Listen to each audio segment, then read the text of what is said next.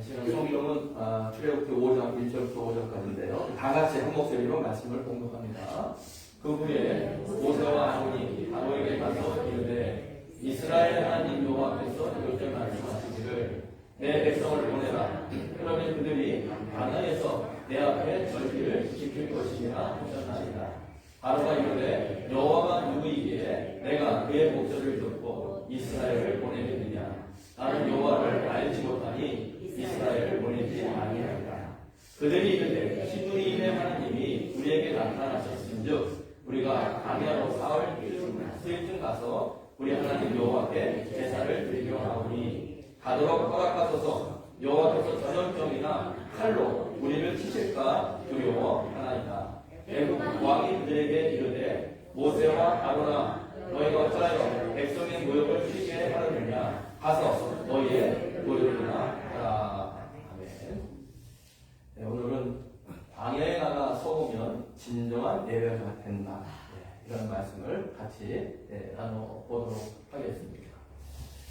출애굽에 대한 그 성경의 기록이 참 많은 신학적인 논쟁을 일으키고 있습니다. 그리고 또 예술적이라든지 아니면 영화라든지 이런 것도 많은 영향을 끼치고 있죠.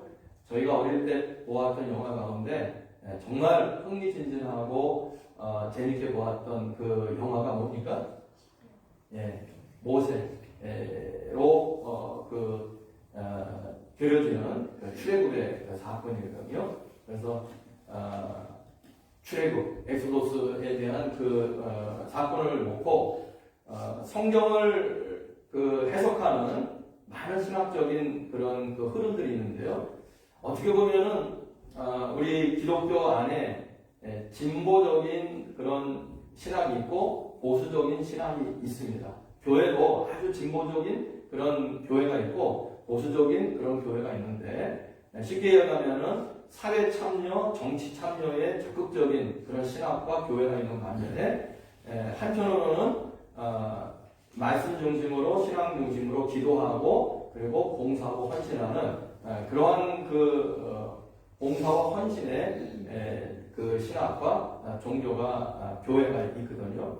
그런데 이 출애굽에서부터 어떤 그 신학적 차이가 많이 극명하게 드러나 있는 것으로 보입니다. 여기 보면 가나보세, 그렇죠.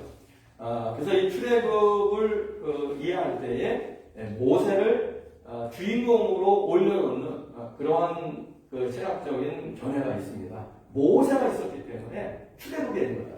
그렇죠? 그래서 우리는 모세와 같은 존재가 되야 된다 하는 어떤 그러한 인간적인 그런 신학적인 견해가 있는데요. 한번 읽어보겠습니다. 이것이 잘못된 것이라고 볼 수는 없어요. 어떤 신학적인 사고이기 때문에 한번 저희들이 살펴보겠는데 말씀입니다. 이제 가라. 이스라엘 자손의 부르짖음이 내게 가라고 애굽 사람이 그들을 괴롭히는 학대도 내가 보았으니 이제 내가 너를 바로에게 보내어 너에게 내 백성 이스라엘 자손을 애굽에서 인도하여 내게 하리라는 하나님의 말씀이 분명히 모세에게 주어졌습니다. 그래서 가라 모세, 무엇을 하기 위해서입니까? 이스라엘 백성들을 애굽에서 빼내기 위해서, 다시 말하면 이스라엘 백성들을 출애굽하기 위해서 너는 바로에게 가라! 하나님 이렇게 명령하셨거든요.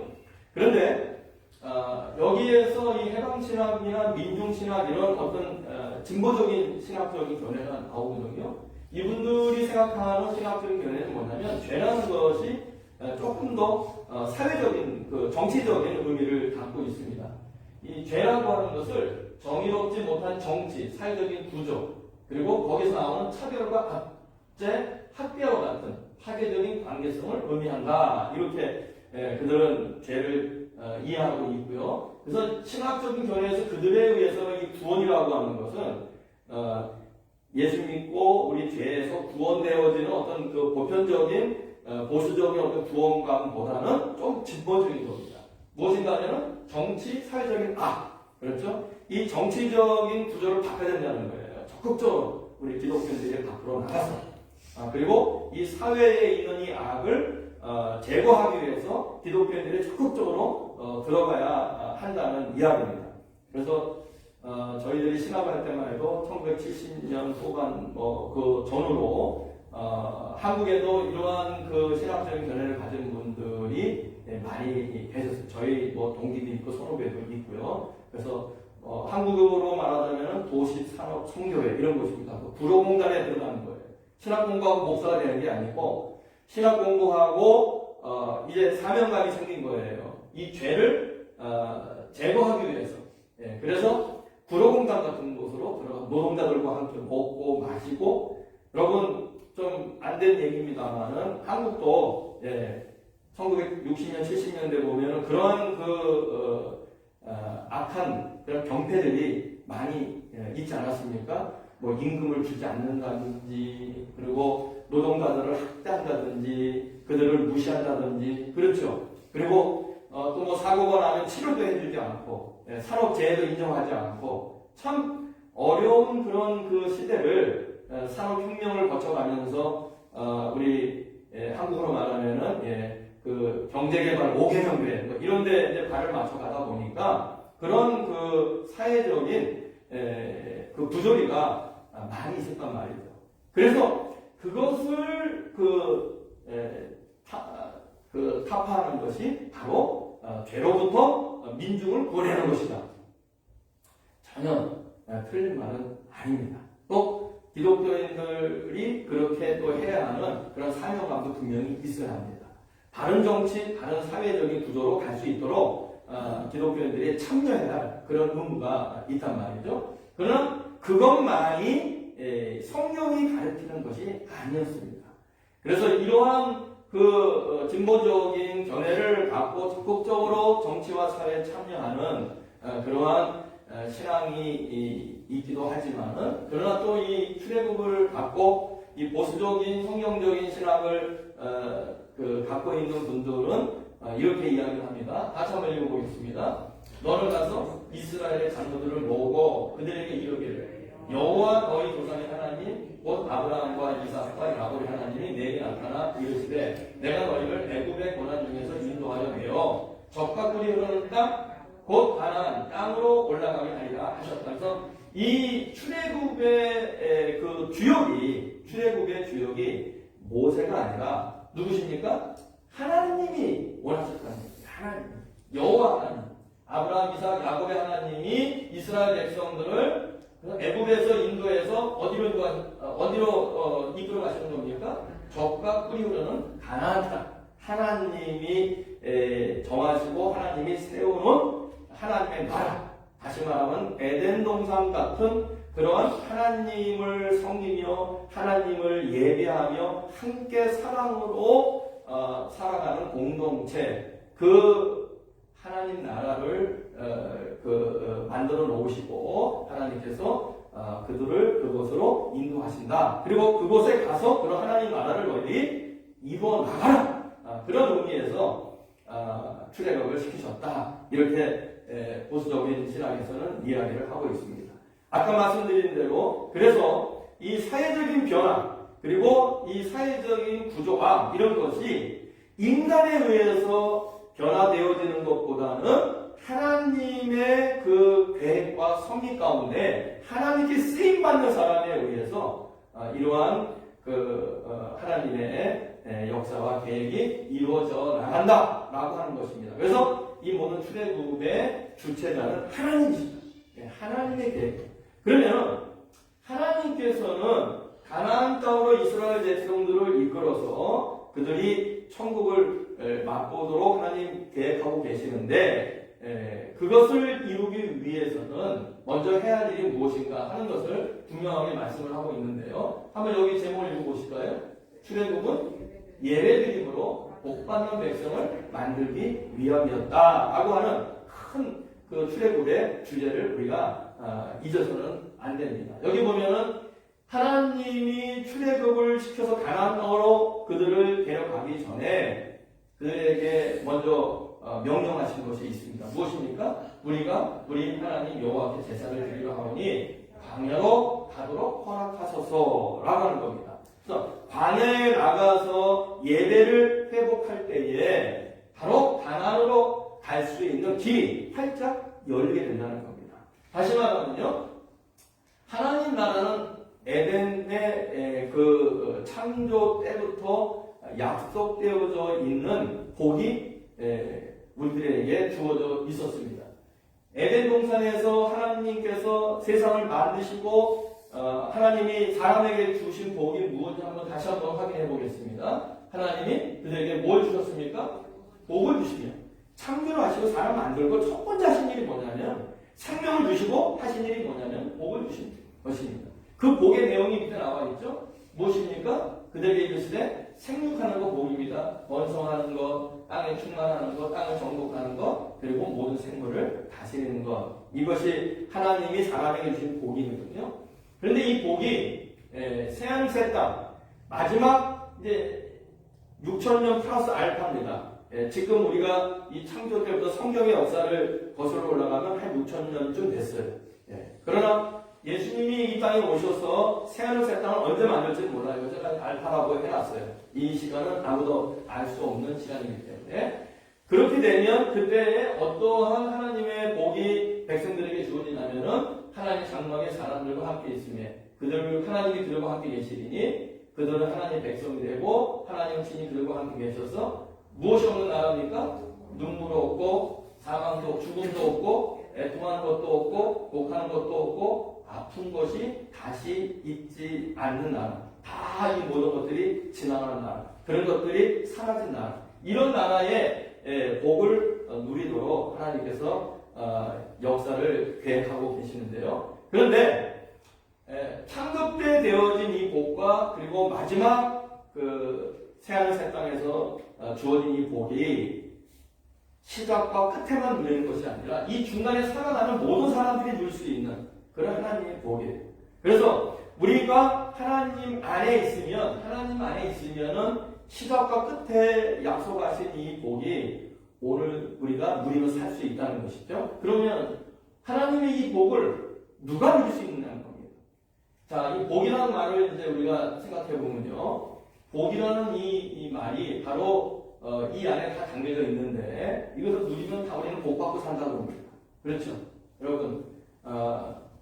생육하고 번성하고 가정이 출산이 많아지고 또 가족들이 많아지고 민족이 많아지고 충만하고 땅을 정복하고 이 모든 세상을 잘 정복하고 사는 나라. 그렇죠. 이거 그냥 복 받았다고 얘기하는 거 아니겠어요?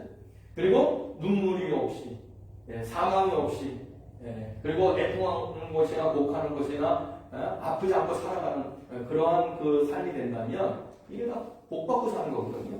그런데 이 복이라는 말은 바라크라는 말인데 이 말은 아까 우리가 전에 살펴본 대로 세 가지의 단어로 또 사용되고 있습니다. 시그리오에 무릎을 꿇다 그때 이 바라크를 사용해요. 다음에 예비한다, 경외한다 그럴 때 이 바라크를 사용합니다. 그 찬송한다 이럴 때 바라크를 사용합니다. 그러므로 복이라는 것은 그냥 주어지는 것이 아니라 어떤 사람들이 누릴 수 있는 것이냐면은 무릎을 꿇는 사람이에요. 여러분, 누구한테 무릎을 꿇어야 하나님의 복을 받습니까? 하나님께 무릎을 꿇는 거예요. 여러분, 나무에다 무릎을 꿇고, 그리고 바위에다가 무릎을 꿇고, 그리고 우상에다가 무릎을 꿇는 사람들이 복을 받는 것이 아니라 바로 하나님께 무릎을 꿇는 사람. 그 사람들이 복을 받는다라고 이 복이라는 단어 안에 그 의미가 담겨져 있습니다. 무릎을 꿇는데 우리가 억지로 꿇는 게 아니에요. 어떻게 무릎을 꿇어야 될까 하나님 앞에? 감사하고 그리고 순종하는 마음으로 무릎을 꿇는 겁니다. 하나님 너무 감사해서 무릎을 꿇는 거예요.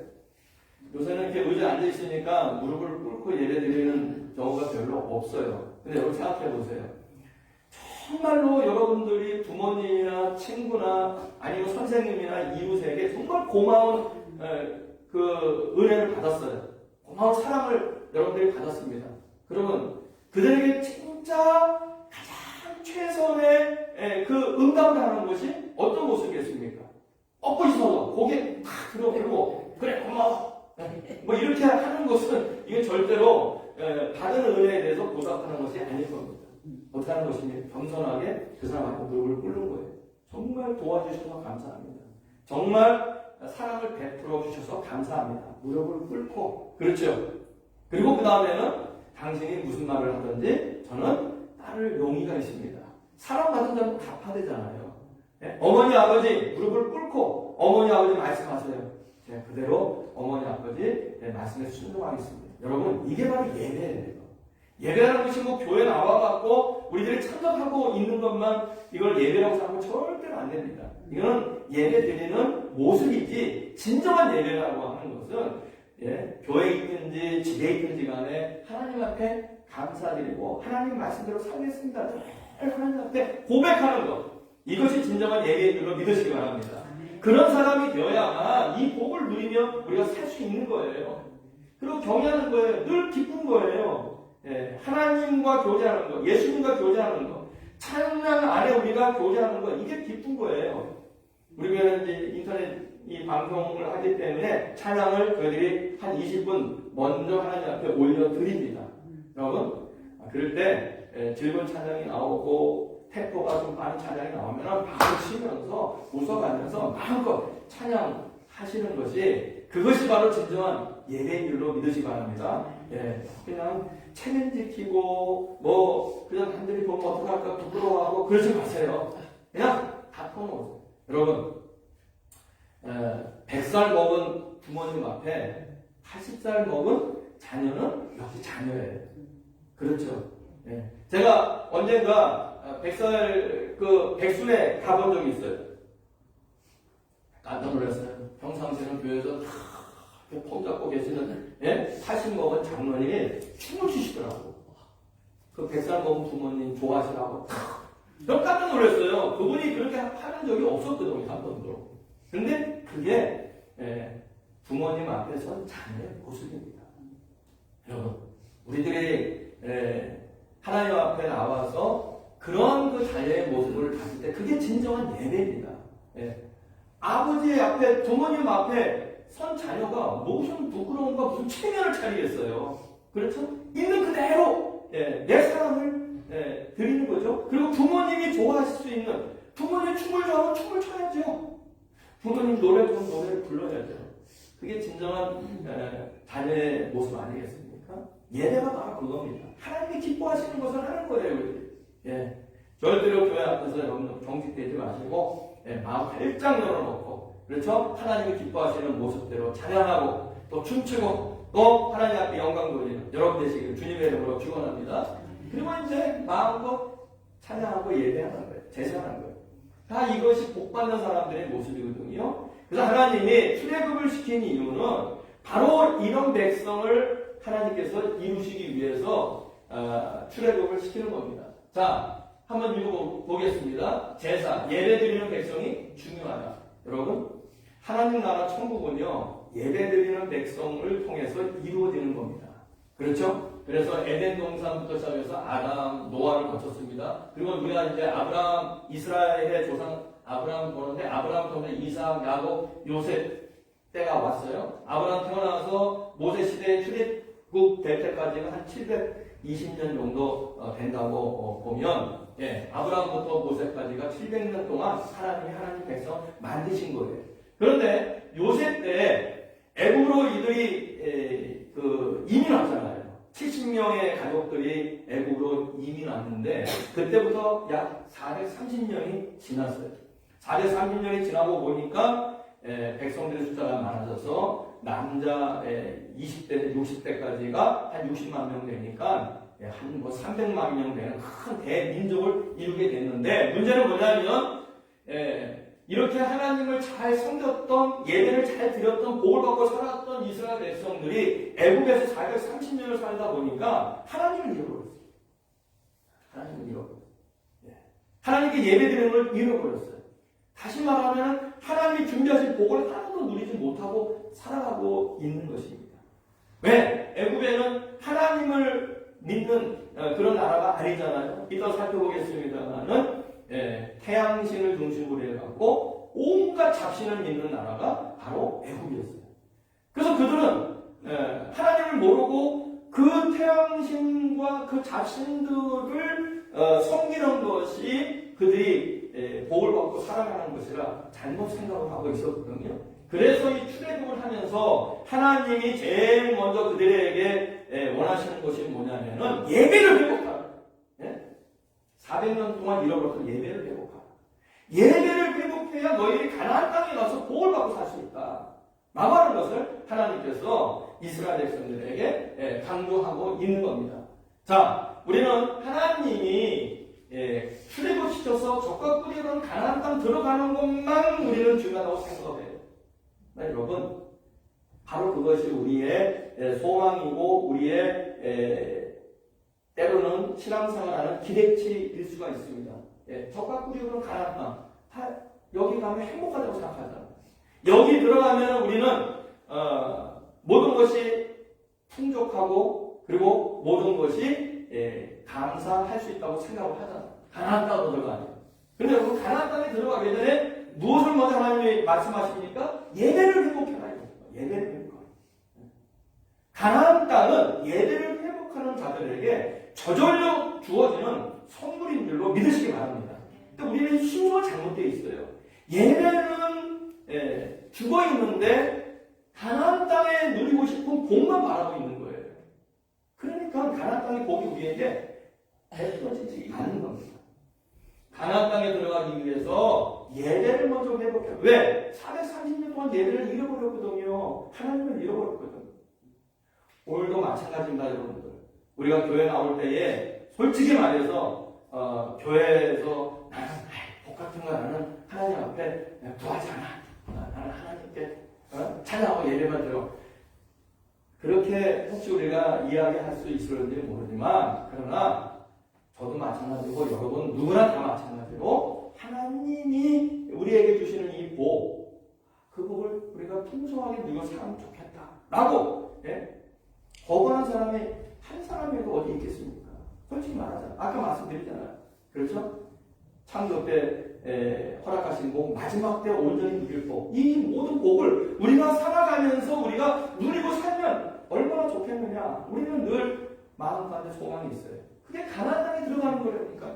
그런데 이 가나안 땅은 예배를 회복하는 사람들이 들어가는 땅이에요. 아무나 못 들어갑니다. 그래서 하나님 여호와께 제사를 드리려 하오니 광야로 가도록 허락하소서. 광야로 나가야 돼요. 저는 여기서 오늘 광야로 나가는 그 의미에 대해서 집중적으로 여러분과 같이 은혜를 나누겠는데요. 이 복을 누리고 이렇게 하나님 앞에 복을 누리는 사람이 되기 위해서는 어떻게 해야 하느냐 하는 겁니다. 바로 애굽을 먼저 떠나야 합니다. 그리고 광야에 나가 서야 합니다.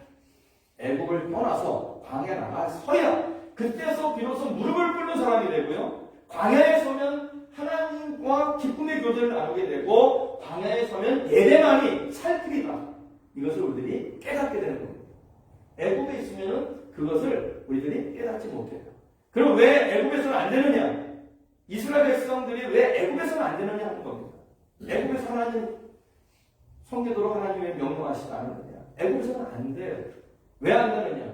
같이 한번 살펴보도록 하겠습니다. 애굽을 떠나야 하는 이유 한번 읽어보겠습니다. 애굽은 아브라함, 이삭, 야곱, 요셉 자손들이 이주하여 약 430년 이상 살면서 번성했던 삶의 터전이었어요. 이미 이스라엘 백성들이 아브라함의 자손들이 300만 이상 되는 대민족이 되면서 이미 그것에서 안주하고 있는 삶의 터전이었어요. 그렇죠? 그런데 한 시간이 지나면서 요셉을 알지 못하는 바로들이 등장을 하면서 이스라엘 백성들을 자기의 동족으로 느끼거나 아니면은 뭐 파트너로 느끼는 것이 아니라 노예로 생각을 합니다. 그래서 하나님의 백성들이 그 애굽에서 노예 생활을 하게 되는 거죠. 강제노동, 압제, 벌레만도 못하게 취급당한 겁니다. 아까 제가 소대에서 말씀드렸듯이 우리 산업개발 일어나면서 노동자들이 당한 어떤 그런 것들, 그런 형편들 생각하시면 알 겁니다. 그래서 착취당하는 거예요, 무조건. 그 업주들을 통해서 그런 암담한 그런 상황이 되었습니다. 그러나 그렇게 고난과 압박 속에 살면서도 그들은 애굽을 떠나겠다고 생각 자체를 못하는 거예요. 왜 못합니까? 거기서 어떻게 됐습니까? 파라오의 보호 아래 애굽에서 그죠? 묵묵지가 집을 짓고 살았어요. 그곳에서 파라오라고 하는 그 지배자 밑에서. 그리고 애굽에서 나오는 음식을 먹고 살았어요. 그리고 애굽에서 나온 천으로 옷을 입고 살았어요. 아이들이 애굽에서 결혼하고 또 아이들을 낳습니다. 자녀를 하고 키우고 애굽에서 때로는 자녀들 학교도 다니고 그렇죠. 더 중요한 건 아까 말씀드린 대로 자기들을 이렇게 살게 하는 이 복은 바로 애굽의 우상 태양신과 각종 신들이 우리에게 주는 복이라고 그들이 생각을 했다고 하는 것입니다. 그래서 그 신들과 바로가 자신들을 그냥 이만큼이라도 살게 해주니 이겁니다. 그들은 하루하루 죽지 못해 살고 있지만 그래도 어디 가면 이만큼 더 살까라는 생각을 하게 되는 거예요. 여러분, 이게 참 무서운 겁니다. 강제노동, 압제, 벌레만도 못한 취급을 받으면서도 우리가 여기를 떠나면 이 애국을 벗어나면 이만큼이라도 살 수 있을까? 이게 이제 노예 근성이 젖어버린 거고요. 그리고 고통스럽지만 그럼에도 불구하고 그저 먹고 사는 문제에 급급했기 때문에 그들은 거기서 안중할 수밖에 없었던 거죠. 그리고 그들을 그만큼이라도 먹고 살게 하는 애굽의 신들에게 그들은 그저 경배하며 살게 됐던 겁니다. 이렇게 애굽의 생활에 익숙하게 되면 하나님을 볼 수가 없어요. 하나님을 볼 수가 없어요. 그래서 하나님은 그런 애굽에서 이스라엘 백성들을 내보내시는 겁니다. 자, 애굽에서 나와서 광야에 가니까 그들이 하나님을 만나게 되고 하나님을 체험하게 돼요. 홍해를 건너가는 하나님의 그 놀라우신 능력을 그들이 보게 됩니다. 홍해라고 해서 죽고 사는 문제에 쫓겨 살아가는 그 사람의 형편을 생각하시면 됩니다. 지금 그런 걸 우리 그 한국 4차성어로 보면은 뭐라고 합니까? 앞으로 갈 수도 없고 뒤로 갈 수도 없고 이게 뭡니까? 진퇴양난. 갈 수도 없고 또 뒤로 갈 수도 없고 앞으로 갈 수도 없고. 지금 뒤를 누가 쫓아오고 있어요? 애굽의 군병들이 죽이려고 쫓아오고 있고 앞에는 뭐가 있어요? 홍해가 있잖아요. 이게 죽게 되는 형편이에요. 그럴 때에 홍해를 갈라서 이스라엘 백성들을 살리셨잖아요. 우리의 죽고 사는 문제는 누구에게 달렸고? 하나님에게 달렸구나. 하나님 안에 있으면 하나님과 함께하면 죽고 사는 문제가 해결되는구나. 할렐루야. 여러분, 여러분들이 어떤 홍해 문제가 있습니까? 정말 갈 수도 없고 뒤로 또 후퇴할 수도 없고 정말 꼼짝 못할 이 진퇴양난의 문제를 만날 때에 해답은 누구에게 있습니까? 하나님에게 있다고 하는 것을 꼭 기억하시기 바랍니다. 그런데 이들이 광야에 나가지 않았더라면 하나님을 체험할 수가 없었어요. 이 하나님을 만날 수가 없었어요. 나가보니까 이런 하나님이 계시다는 것을 그들이 깨닫게 됩니다. 우리를 사랑하는 하나님, 죽고 사는 문제에서 우리를 구원하시는 하나님, 이 하나님을 그들이 발견하게 돼요. 그리고 쓴물, 강물로 변화시켜 주십니다. 반석에 샘물을 터뜨리십니다. 또 그들이 배고프다고 부르짖으니까 뭘 주십니까? 만나를 내려주십니다. 40년 동안, 밤에 40년 동안. 그리고 만나만 먹으니까, 고기만 먹으니까 고기 먹고 싶다고 그들이 하나님 앞에 불평하니까 뭘 주십니까? 매출하게를 보내주고 고기도 먹여주시고. 이게 뭡니까? 먹고 마시는 문제예요. 예수님이 기도하신 그 기도문 중에 오늘 인류와의 양식, 이게 바로 이 문제입니다. 사실 제일 기본적인 문제 아닙니까? 먹고 사는 문제. 이스라엘 백성들이 먹고 사는 문제 때문에 못 나온 거예요. 애국에서. 어디 가면 누가 더 못 먹을까 봐. 그런데 그게 아니었다는 말이죠. 애국을 떠나니까 더 좋은 것을 하나님이 주시더라고요. 애국을 떠나도 하나님이 먹여주시는 물과 먹고 마시는 문제가 해결된다고 하는 것을 비로소 이스라엘 백성들이 깨닫고 하나님의 백성의 먹고 마시는 문제는 누가 해결해 주신다? 하나님이 해결해 주신다 하는 것을 광야에서 깨닫게 되는 거예요. 그렇죠? 애굽에서 안 나왔으면요 이 하나님 못 만납니다. 여러분 우리가 살다 보면요, 먹고 마시는 문제 때문에 고민할 때가 많이 있어요. 예. 뭐 미국에서 먹고 마시는 문제는 뭐 그래도 기본적으로 해결은 되지요. 예. 정말로 돈 먹고 그러면 푸드뱅크 가면은 먹고 마실 수 있는 거 주잖아요. 예. 그런데 어떤 사람도 그거 다 파는 사람들 때 그러지 맙시다. 그러면 안 됩니다.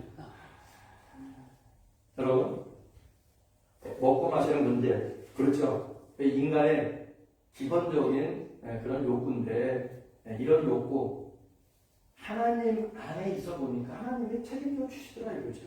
여러분, 하나님께서 하나님 백성을 굶주리게 하고 헐벗게 하고 그리고 배고프게 하지 않음을 여러분 꼭 믿으시기 바랍니다. 예수님이 일용할 양식을 주옵시고 이렇게 기도하라고 했던 것은 하나님을 의지하며 살라는 얘기죠. 하나님 책임져 주십니다. 그리고 구름기둥 불기둥을 그들이 만나게 됩니다. 광야는 춥고 더운 곳입니다. 밤에는 춥고 영하로 떨어지고 낮에는 또 섭씨 몇십 도까지 올라가는 그런 땅이에요.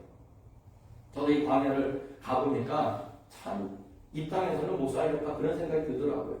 예. 그런데 이스라엘 백성들이 광야에 가보니까 뜨거운 낮에는 하나님이 뭘로 그 열기를 가려주셨어요?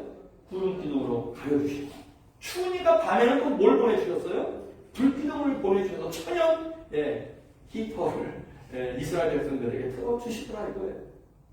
여러분 살다 보면 우리 춥고 더운 문제가 많잖아요. 여러분 우리의 그 삶의 어떤 저는 환경이라고 생각합니다. 춥고 덥고 이 환경을 극복하게 하시는 분은 바로 우리 하나님이신 줄로 믿으시기 바랍니다. 그리고 구름기둥과 불기둥이요 춥고 더운 문제만 해결하는 것이 아니고 구름기둥이 뭘 해결했냐면은 바로 이스라엘 백성들이 갈 길을 인도하시는 그런 역할을 감당을 했어요. 다시 말하면 여행할 때 여러분들 가이드가 깃발 들고 가잖아요. 그 깃발 잘 따라가야 합니다.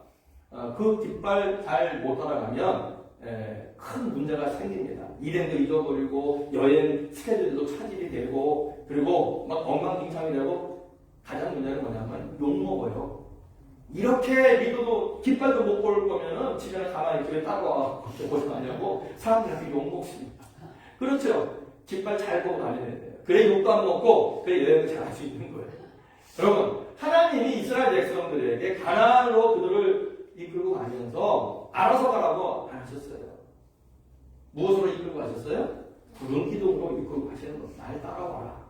여러분 바로 이 하나님을 만난 거예요. 우리 인생은 내 힘과 내 능력으로만 사는 것이 아니구나. 하나님이 정한 길이 있고 하나님의 정한 목표가 있구나. 하나님의 말씀을 따라가고 하나님의 인도함을 따라가면 하나도 문제가 되지 않는구나. 여러분 지금까지 여러분들이 여러분 힘과 능력으로 살아오셨습니다. 또 그걸 잘못됐다고 할 수 없습니다만 더 좋은 게 있어요.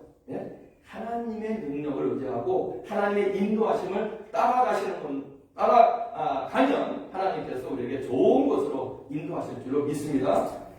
저도 처음에 미국에 와서는 차에 큰 지도책을 갖고 다녔어요. 아시잖아요. 그렇죠? 지도책 보면서 거기 보면은 뭐 1부터 수가 쫙 있고 또 아래로 보면 ABC 해갖고 그래서 뭐 10에 Z 뭐 J 만나면 거기에 점 찍어갖고 그것을 또 찾아가. 참 이 고생을 하면서 운전하고 다녔는데 요새는 웬만한 차는 다 뭐가 있습니까? 내비게이션이 있잖아요. 그런 거 필요 없어요. 그 내비게이션만 딱 쳐놓으면은 지나가라. 몇 미터 후에 좌회전하세요, 우회전하세요. 어떨 때는 너무 신경질나게 너무 자세하게 할 때도 있어요. 야, 그만해, 나도 안다. 아는 길은 알잖아요. 안 해도 되는데 얼마나 자세하게 하는지. 그런데 여러분 그거 잘 따라가면 문제가 없잖아요. 그렇죠? 그래서 요새 뭐 흔히 하는 말 와이프만 잘 들어야 되고 내비게이션 나오는 여자만 잘 들어야 행복합니다. 그렇죠? 그러면 문제가 없대요. 살아가는데. 제가 말씀드리고 싶은 것은 내비게이션은 우리가 출발해서 도착할 때까지 모든 과정을 다 알고 우리를 인도합니다. 우리 하나님은 그보다 더 정확하고 더 안전하게 인도하는 분인 줄로 믿으시기 바랍니다. 여러분 인생 하나님 바뀌어보세요. 기도해 보세요. 하나님 인도해 주세요. 광야 나가니까 이 하나님을 만난 거예요. 광야 나가니까. 아말렉 대적을 만납니다. 죽이려고 하는 아말렉 대적이 이스라엘 백성들 앞에 섰는데 이스라엘 백성들은 아말렉하고 싸울 만한 준비가 안 된 사람들이에요. 이 사람들은 수백 년 동안 광야에서 왕노릇을 했어요. 약탈질하고 그리고 자기들을 섬기도록 조공을 바치도록. 이 아말렉 대적이 이스라엘 백성들을 쳐들어오는데 일반적으로 보면 이스라엘 백성들이 백전백패 아니겠습니까? 그런데 아니더라고요. 모세가 산 위에 올라가서 손을 들고 기도하니까 여호수아가 데리고 나간 이스라엘 백성들이 아말렉을 쳐 부수는데 이거는 상상할 수 없는 기적이 일어난 거예요. 여러분, 우리에게 어떤 대적이 나타나지만 그렇죠. 그것을 책임져 주시는 분은 누구십니까? 하나님이십니다. 여러분, 하나님 하시는 일은요 정말 우리에게 상상할 수 없어요. 애국에 있었다면 이 하나님을 못 만난 거예요, 이스라엘 백성들이. 그런데 광야에 나가보니까 이 하나님이 살아계심을 깨닫게 된 겁니다. 여러분, 살면서 대적을 우리가 안 만날 수 없습니다. 그 대적이라는 건 뭐 큰 철천지 원수만 대적이 아니고 우리가 교회 안에서도 괜히 마음 힘들게 하는 분들 있잖아요. 그런 대적도 있을 수 있고 직장에도 있고 그렇죠? 학교 가도 있고 병원 가도 있고 다 있어요. 대적이 다 우리한테 나이스하지 않습니다. 여러분 그럴 때 그 대적 내가 때려 부수려고 하지 마시고 저도 옛날에 내가 때려 부수는 줄 알았어요. 그런데 살고 보니까 하나님이 하시더라고요. 하나님이 그 대적을 내 무릎 앞에 내 발 앞에 무릎을 꿇게 하더라고요. 하나님이 하시는 일은 하나님이 저렇게 해서 그 사람 그 대적을 내 앞에 무릎을 꿇게 하시는구나. 이 놀라운 일들이 벌어집니다. 여러분, 이 광야에서 역사하시는 하나님을 만나시기를 주님의 이름으로 축원합니다. 이 대적도 전혀 걱정할 거 없어요. 자, 이제 마지막으로 한번 읽어보겠습니다. 진정한 예배자는 광야에 나가 서 있는 자세로 예배드려야 한다라고 하는 것이 무엇입니까? 우리는 지금 광야에 살지 않습니다.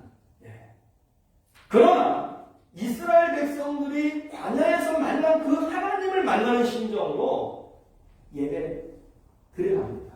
아까 말씀드린 대로 하나님 죽고 사는 문제 해결해 주시옵소서.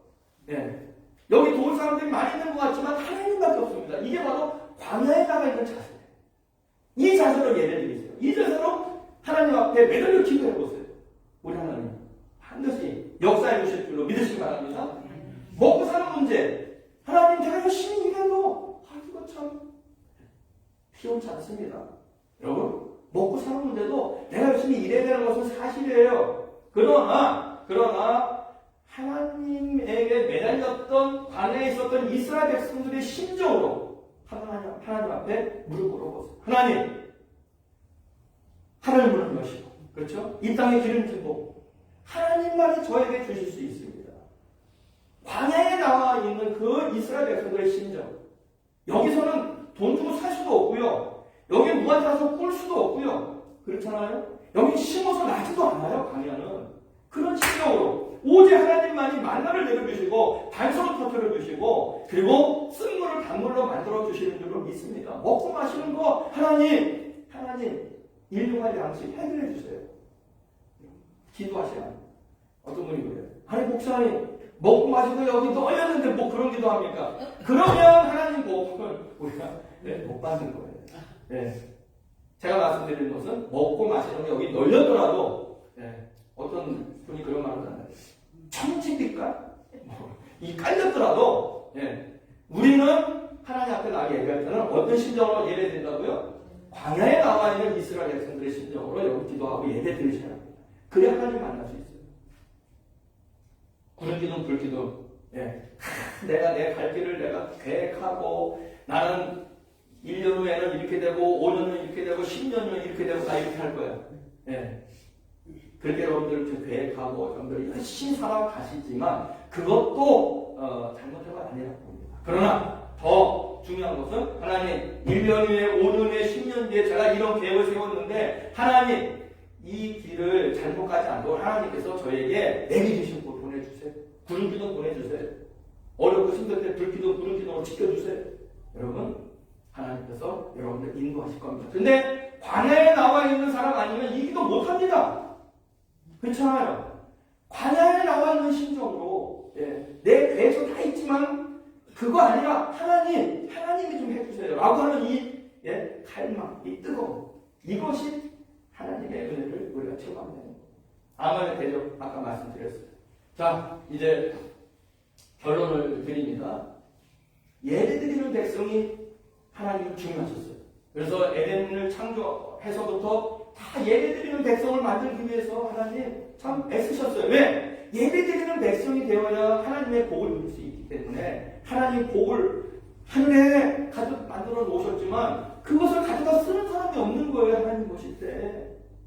하나님이 아담, 노아 그 인류를 통해서 하나님 그런 백성을 만들기 원했어요. 안 되니까 아브라함을 이제 보내서 아브라함의 후손들로 예배드리는 백성, 하나님의 복을 누릴 수 있는 백성을 하나님이 원하셨던 거예요. 그렇죠? 그러나 이 아브라함의 후손들도 이제 예수님 오시기 전까지는 또 이들이 예배를 잘못 드리고 또 이들이 예배를 잃어버리는 그런 백성이 됐기 때문에 하나님 누굴 보내시는 겁니까? 예수님을 이 땅에 보내셔서 예수님 안에서 진정하게 예배드리는 것이 무엇인지, 하나님이 기뻐하시는 예배가 무엇인지 누굴 통해서 가르쳐 주셨어요? 예수님을 통해서 가르쳐 주셨단 말이에요. 오늘 우리는 예수님 안에 있는 하나님의 백성들입니다. 그리고 교회가 바로 여기 있습니다. 오늘 우리는 예수님이 이 땅에 오시기 전까지 교회가 있어요. 이 교회는 어떻게 예배를 드려야 되는지, 자, 오늘날 이 코로나 팬데믹으로 참 이 예배의 패턴이 너무나 많이 바뀐 세상이 됐습니다. 저는 기독교 역사에 1000년 주기, 500년 주기로 큰 사건들이 있지만은 제가 지난번에 스테반 집사님에게 얘기를 한 적이 있어요. 집사님, 나중에 교회에서를 보면 이 코로나 이 시대가 교회의 예배 패턴을 엄청나게 변형시킨 기독교 역사에 기록될 거다. 그래서 제가 지금 목회를 하면서 그거를 체험하고 있습니다. 아니, 우리가 교회에서 예배드리고 누가 이 인터넷 방송으로 집에서 예배드리는지 누가 알았어요? 누가 알았습니까? 이렇게요? 하나도 못한 겁니다. 이 보이지 않는 이 세균이, 코로나 이 세균이 이렇게 세상을 만들어서 교회를 이렇게 만들었어요. 그러나 제가 여러분들 꼭 말씀드리고 싶은 것은 그것입니다. 교회에서 예배를 드리든 집에서 예배를 드리든 예배드리는 예배자의 모습은 어디에서 예배드리는 모습이어야 된다고요? 심정이 된다고요? 광야에서 서 있는 심정으로 예배를 드려야 합니다. 교회에 나와서도 광야에 있는 것처럼 광야에서 오직 의지하는 하나님, 가정에서 예배를 드린다 할지라도 그 가정에서 오직 하나님밖에 없다. 모르겠어요. 지금 쇼파에 누워서 예배 드리는 분이 아니고 모르겠습니다. 그러나 가정에서 예배를 드려도 광야에 나와 있는 그런 심정으로 예배를 드리면 하나님 그 예배를 받으시고 하나님께서 예배 드린 자에게 준비하신, 그렇죠? 하나님의 복을 풍성하게 베푸실 줄로 믿으시기 바랍니다. 그래서 제 예배 드리는 백성이 중요한 거예요. 우리는 이 백성이 되어야 합니다. 옆에 있는 분 축복합시다. 예배 드리는 백성이 됩시다. 예배 드리는 백성이 됩시다. 꼭 기억하세요. 교회에 나와 있는, 교회에 앉아있는 백성 되는 게 아니에요. 우리가 교회에 나와 앉아있는 건 아무런 중요하지 않아요. 교회에 앉아있는 건 중요한 게 아니라 광야에 있는 심정으로 예배드려. 아셨어요? 광야의 심정. 무릎 꿇고 경외하고 찬송하고, 그래야 하늘 되시면 이 땅에 기름 들고 우리들의 누림이 될 수 있을 줄로 믿으시기 바랍니다. 자, 우리 이 말씀을 파악하면서 오늘은요, 주기도문을 눈 뜨고 한 구절 한 구절 좀 여러분들 오늘 들으신 이 말씀, 예배드리는 백성의 그 심정으로, 광야에 서는 심정으로 예수님의 이 기도를 드려보면 여러분들이 예수님의 심정을 좀 더 깊이 이해할 수 있습니다. 눈 뜨고 합시다. 시작. 하늘에 계신 우리 아버지여, 이름이 거룩히 여김을 받으시오며 나라가 임하옵시며 뜻이 하늘에서 이룬 것 같이 땅에서도 이루어지이다. 오늘날 우리에게 일용할 양식을 주옵시고 우리가 우리에게 죄의 지은 자를 사하여 준 것 같이 우리 죄를 사하여 주옵시고 우리를 시험에 들게 하지 마옵시고 다만 악에서 구하옵소서. 내게 나라와 권세와 영광이 아버지께 영원히 있으리로다. 있사옵나이다. 아멘. 이 기도를 드리는 분들이 진정한 예배를 드리는 분들입니다.